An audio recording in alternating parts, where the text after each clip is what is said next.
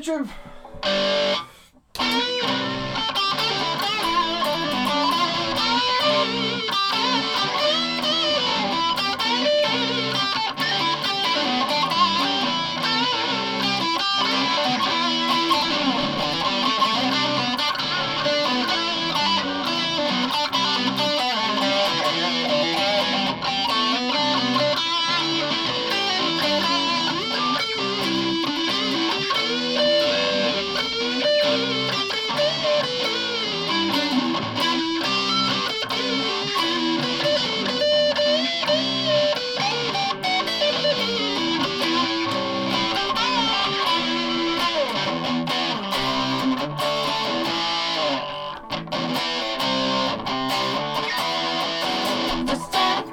Coming down in the night with no brain, nobody likes. Radio operator, gotta get a message through. With no power, what can we do? Every 7 coming down in the night, gotta get a message through.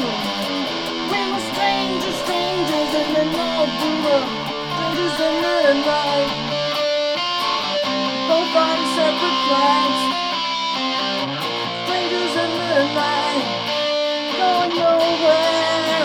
Yeah, we were strangers in the night. Both on separate flights, strangers in the night, going nowhere. Yeah, this is Scandinavian 101.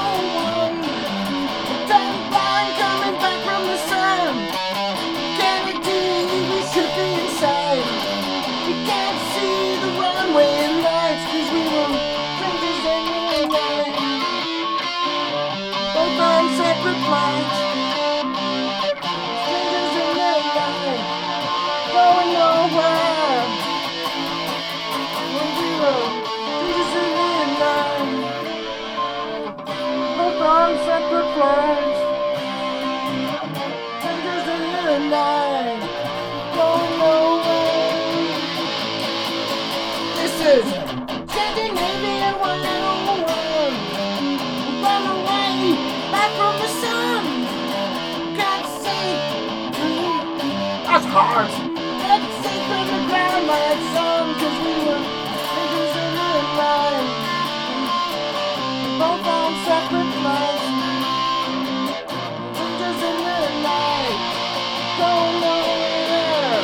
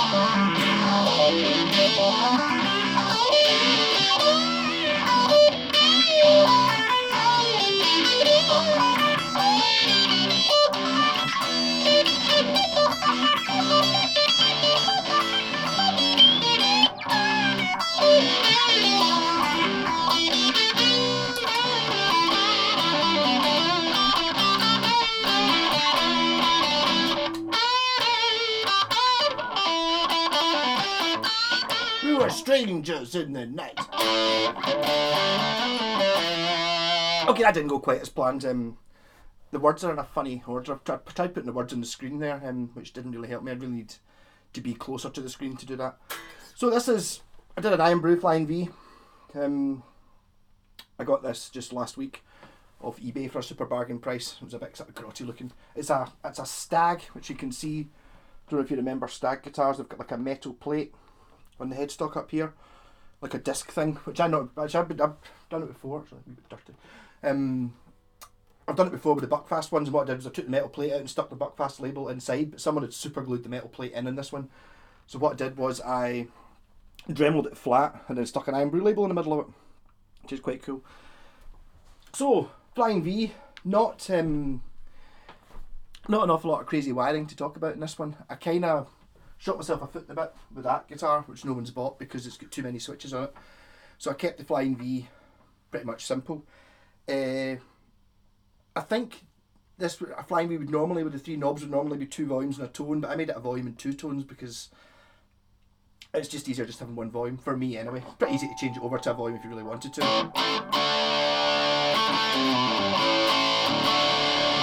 So this took longer than I expected because the bloody pickups didn't fit. I think this was meant to have, didn't have pickups when I got it. I had a couple of Epiphone, like uncovered pickups I planned to put in it. I thought the silver ones looked better.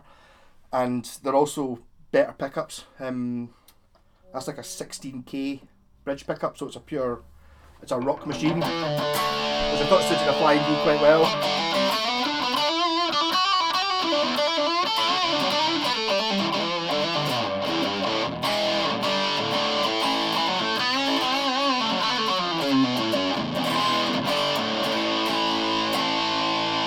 So it's a good plain Flying V. It's got quite a chunky neck on it. Actually quite like my Arbiter Flying V, which I think is quite a close copy to a Gibson. So I think Flying Vs are meant to have a sort of slightly stubby neck on it. It's got the same, not quite Flying V headstock shape. I put it in front of some. Like I say, it's got like a wee dent in the middle there, which on the Rally Flying V, which I did a couple of weeks ago, actually someone's coming to pick it up Wednesday night. I reshaped it, but this one I thought, sod it. I really am wearing. I've chosen my t-shirt poorly tonight. You've chosen a blue one when it's in front of a blue guitar. What you can't see looking at this, which I'm in full disclosure, it's not exactly symmetrical. It's slightly bloody light. It's slightly one of the horns is slightly longer. Hold on, if I put it against the wall, see? Yeah. So you see it there. So this horn here is slightly longer than this part of the V, which I didn't even notice until I tried leaning it against the wall and I thought something's not right. So it's not a perfect V shape, but I mean you don't notice that when you're playing it at all. Only when you lean it against the wall.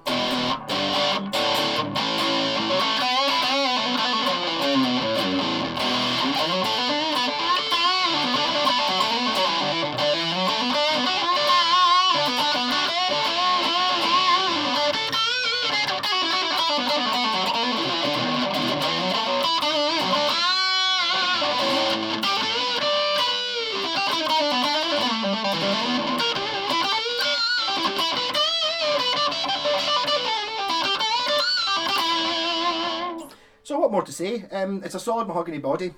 I know that because I had to bloody spent all afternoon with the Dremel cutting out to take these pickups, which are bigger than whatever it was that was in before it, even though it didn't have pickups to start with. So I know that it's bloody solid mahogany because I've been carving away at it. It's a bolt-on neck V, which I don't think, it doesn't really make that much difference. I mean, I don't have a thing against bolt-on necks at all. Hendrix did okay with one. I suppose if you're going for the authentic Flying V, you would get a set neck one. But actually, my Arbiter V is a bolt-on neck as well. I love it.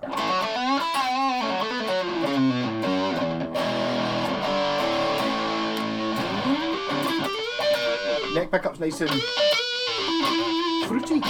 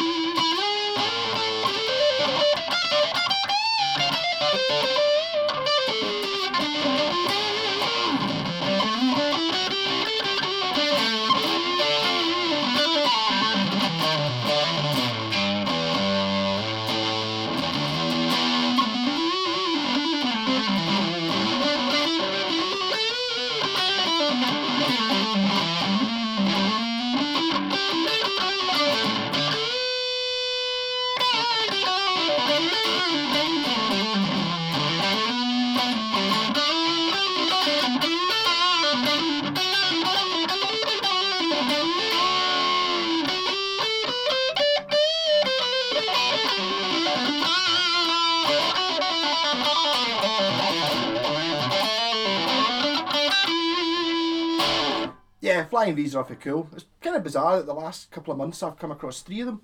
I've got that rally one, which it says get picked up there on it. I bought an Epiphone, a white Epiphone one, and I've got this one. And in my guitaring world, that's only 3 of the 4 I've ever come across, and the 4th one. No, I had a Stag one at one point.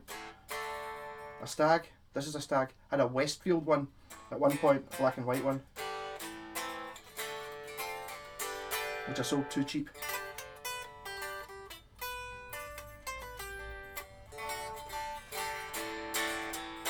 But technically nothing wrong with this. It's got the good kind of tuners, Stag branded ones. It's got a Stag branded backplate as well. Which if you're going to try and hide the fact it's Stag, I'm not going to try and hide it. Stag did some good stuff. I think it's more the older stuff that's good. I remember having 2 Strats.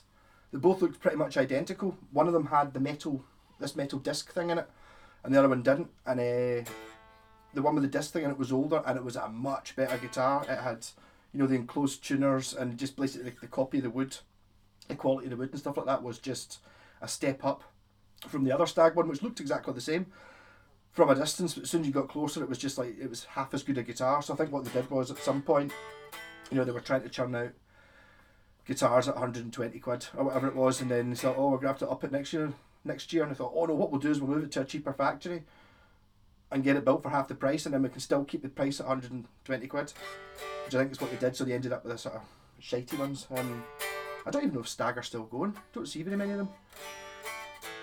They do a Flying V, which I always quite fancied, which is, it's either Stag or G2. I think they're both the same company, and it's kind of orange, and it's got big exhaust pipes sticking out the bottom of it, and like sort of checkerboard bits. So it's kind of meant to look like a sort of like a Mustang, like a the Mustang car, like a drag racing car or something like that. But what always put me off of that is it's got like a 6-a-side headstock, like a Strat does. Not Stratocaster shape, but a bit pointy. But I really feel a Flying V's got to have a Flying V headstock, and that's not a bad approximation of one. If I was thinking if I hadn't just sold that Rally one, I would probably have taken, that's the sort of truss rod cover that the Rally one should have had. So it kind of just matches the guitar better. I could have painted it orange, but no, I think the white, I needed to put some white to show the Ironbrew. Ideally I would have put white pickups on it, but it's not. Yeah, well, that was a Saxon 747 in brackets Strangers in the Night song I was playing earlier on, so I'll just play a wee bit more soul over. It's a good thing to jam over, so I'll just play that for a couple of minutes and turn on.